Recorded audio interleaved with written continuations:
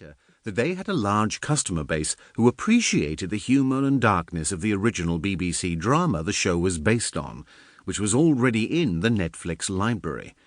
Equally, Netflix had a lot of customers who liked the work of director David Fincher and actor Kevin Spacey, who became central to the making of the series. Rather than commission a pilot, with strong evidence that they had a ready audience, Netflix put $100 million up front for the first 2 series, totaling 26 episodes. This meant that the makers of House of Cards could confidently paint on a much larger canvas and give the series far more depth than it might otherwise have had. And the outcome was a huge success. Not every Netflix drama can be as successful as House of Cards, but many have paid off. And even when the take-up is slower, as with the 2016 Netflix drama The Crown, given a similar high-cost 2-season start, shows have far longer to succeed than when conventionally broadcast. The model has already delivered several major triumphs, with decisions driven by big data rather than the gut feel of industry executives, infamous for getting it wrong far more frequently than they get it right. The ability to understand the potential audience for a new series was not the only way that big data helped make House of Cards a success.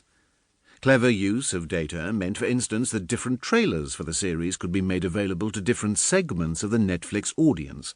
And crucially, rather than release the series episode by episode, a week at a time, as a conventional network would, Netflix made the whole season available at once.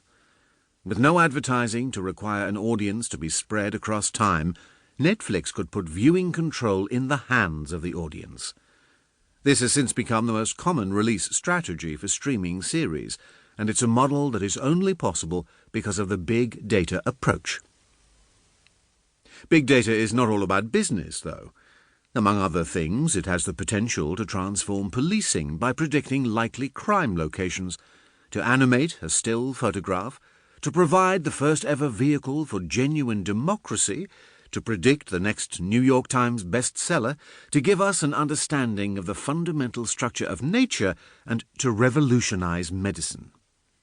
Less attractively, it means that corporations and governments have the potential to know far more about you, whether to sell to you or to attempt to control you. Don't doubt it, big data is here to stay, making it essential to understand both the benefits and the risks. The key.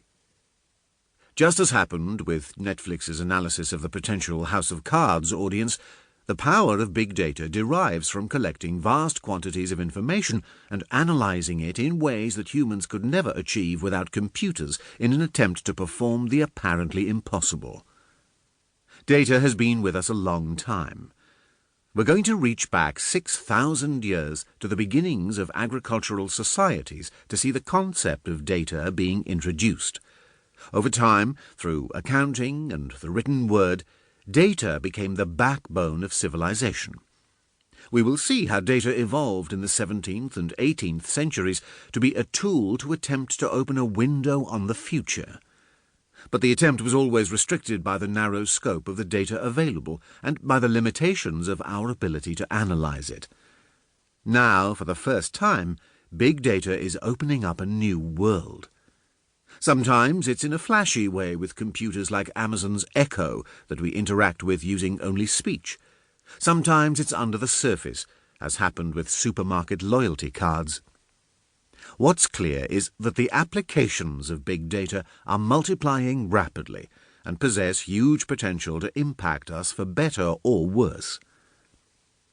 How can there be so much latent power in something so basic as data? To answer that, we need to get a better feel for what big data really is and how it can be used. Let's start with that D word. Chapter 2. Size Matters. Data is. According to the dictionary, data derives from the plural of the Latin datum, meaning the thing that's given. Most scientists pretend that we speak Latin and tell us that data should be a plural, saying the data are convincing rather than the data is convincing.